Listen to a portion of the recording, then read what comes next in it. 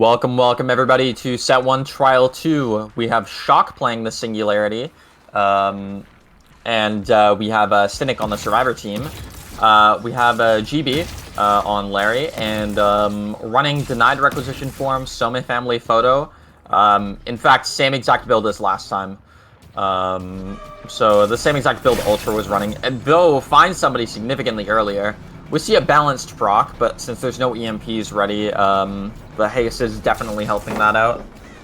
Not gonna break that pallet, just gonna kind of force it. Oh, misses the lunge a little bit there, but we should get first hit quite early on here. So yeah, that'll be first hit on the ace, and we'll likely see a slipstream teleport immediately. Yeah. Yeah, it takes the chase into main. We'll not be able to make this window, but that's a very early down, which is very good for Shock being able to go ahead and camp this out. It's also in a corner of the map, which is going to make the rescuing even more difficult because he could just set up his cameras on these cactuses and get that all zoned out so no one can come through. Will be interesting to see what Cynic decided to do at this moment in time. Yeah. And it is worth noting, though, this hook spot could prove to be a little detrimental, especially in some sets I've seen previously, where because it's farther away from a lot of the generators, your attention has to be kind of split as the killer, right? So it's a little bit of a riskier hook position, because it's hard for the survivors to save, but it also can be a little hard for you to keep an eye on. So depending on who plays this better, that could be a really, really lucrative hook position for either side. We see the save come in now, and we're seeing GB start heading back with the... we look at the camera, so we know they're moving in this direction. So we're going to place a biopod here, and then check for the slipstream. And we get Sock My Sock slipstreamed again, and this should start chase again. We do have someone coming in for the body block, and we'll be taking that really quick and splitting off, heading into main. Delaying this chase just a little bit longer. However, Ace will be able to make it back. They make it to this pallet, though, with that slipstream. No, he is going to check the balance proc, but will not be able to make it away in time. That's going to be an immediate pickup. And will he be taking the basement? No, he's going to be taken to this active gen to ensure that he can run back to it and get no progress. We do know that he does not have a pain res talk on to Sock, but we'll be able to run over there with Pop and get that 30% regression of its current progress. Yeah, so we see the Pop goes the Weasel go through here, and Ultra is injured now as well, so Sloppy Butcher is definitely coming into effect, providing a little bit of value. We know that somebody is over by Water Tower as well, and honestly, probably just going to guard this hook and try to get someone out early, just like Ultra did last round. That seems to kind of be the strategy on this map a little bit when playing as the Singularity. And it is a very good strategy because Larry is very, very oppressive in a 3v1, particularly because of the team play required for EMPs in a coordinated setting.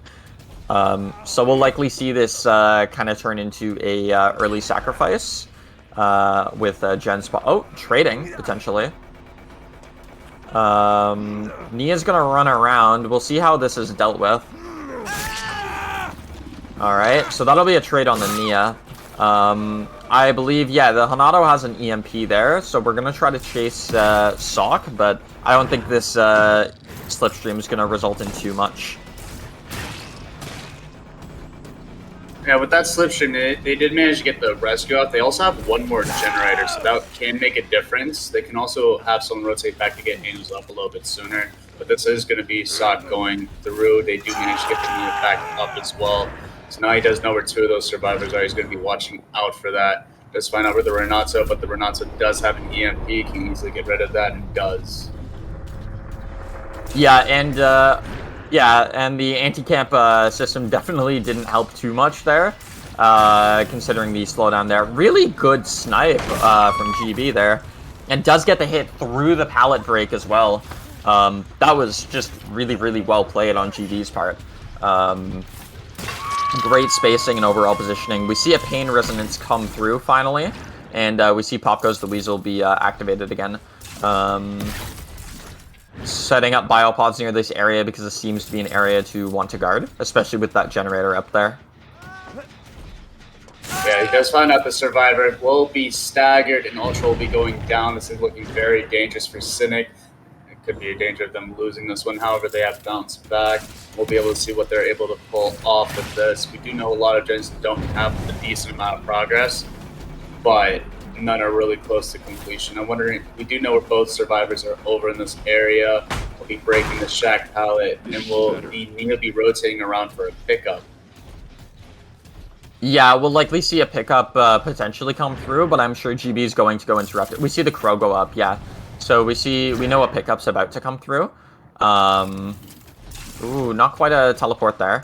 And an early EMP as well. That was very, very well played on their part, and that could play a pretty big role in kind of getting a little bit of pressure back. We see Chase start on Ultra, but it does result in the tag just because there was not much in the area. And we'll see the hook come through here, and indeed another Pain Resonance comes through, kind of hampering gen progress just a little bit more as well. Yeah, with Pain Res coming through, it is going to be constantly applying pressure to these gens. Also with Pop, he'll be able to find out which gens. He does also have a nasty 3-gen in this corner area that he's going to be trying to watch for. Does find out, see it, one of his cameras broken, is looking around. But not a lot of progress on that gen, so he's not going to waste that. Does get the hit through the pallet, and now he'll be chasing down this Renato, ensuring that they don't go anywhere. But they're just going to be playing around. The rescue does come through, but we do have pallets to play around this area, so I'm wondering how they're going to work with this. Yeah, I think what the Hanada is going to do to buy as much time as possible is try to do a like a chain in terms of the try to force the Singularity into kind of a rhythm of breaking pallets immediately after Slipstream, kind of like this, because the slow should let the Hanado get to another pallet very quickly. Exactly like this. And so, kind of gonna reroute over to the generator. I think this could be it, though. Yeah. Yeah. Unfortunate, but great kiting coming out from the Renato, wasting time for full resets to come through.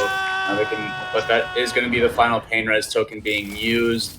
Does see where that is going to be checking on these gens to ensure that nothing comes out of the ordinary, no surprises happen. Yeah, and yeah, honestly, there's not too much gen progress, and we noticed the anti-camp kind of taking effect there as well, with the distancing from the hook while entering the cameras.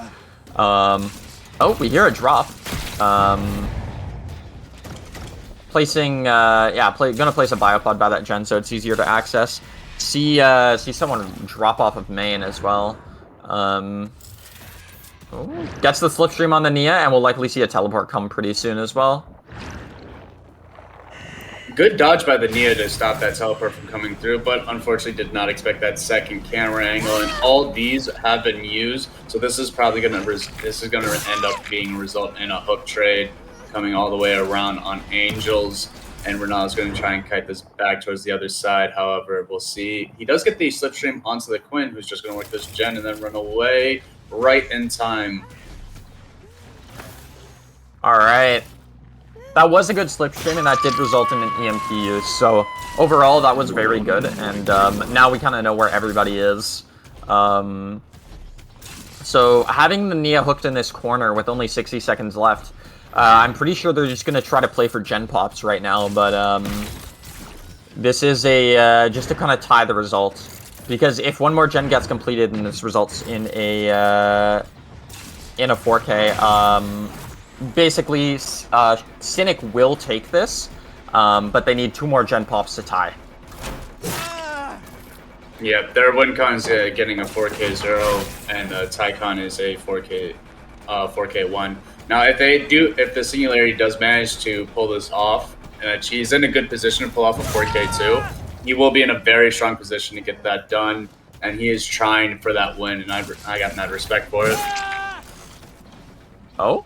Wow, very, very good hit there. So yeah, now it's just kind of the Nia remaining here. Probably gonna go do a little bit of searching, but might just take the hooks where they are. Depends. They're fairly close together, too. Oh! We see the Nia off in the corner over there. kind of running further into the map. So we see a drop happen, and then I guess we're going to try to chase the Nia and try to turn this game around. Good dodge by the Nia, but this is going to probably end up resulting in a 4K3. Which is barely likely.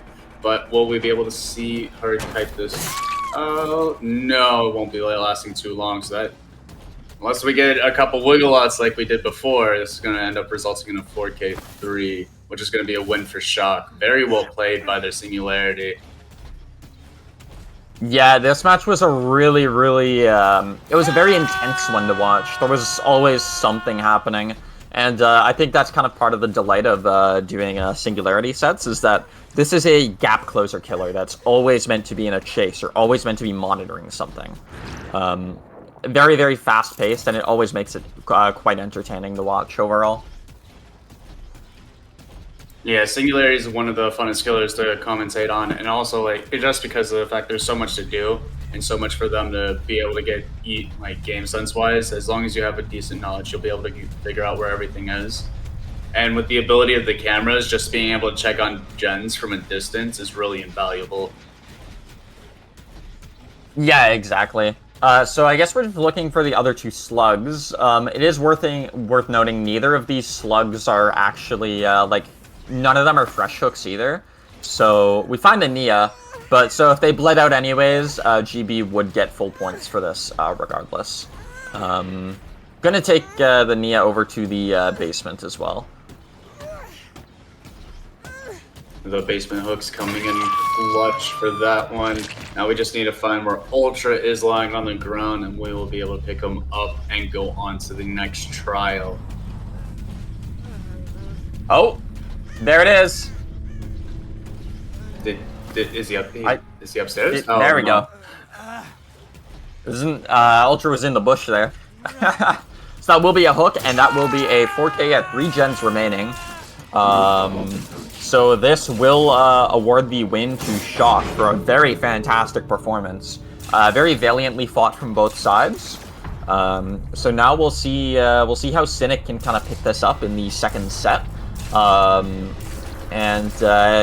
Honestly, if the second set goes very well, we may actually have a tiebreaker set. Really great performance from everybody. Love to see this kind of Singularity play and see how that goes out. Stay tuned for the second set.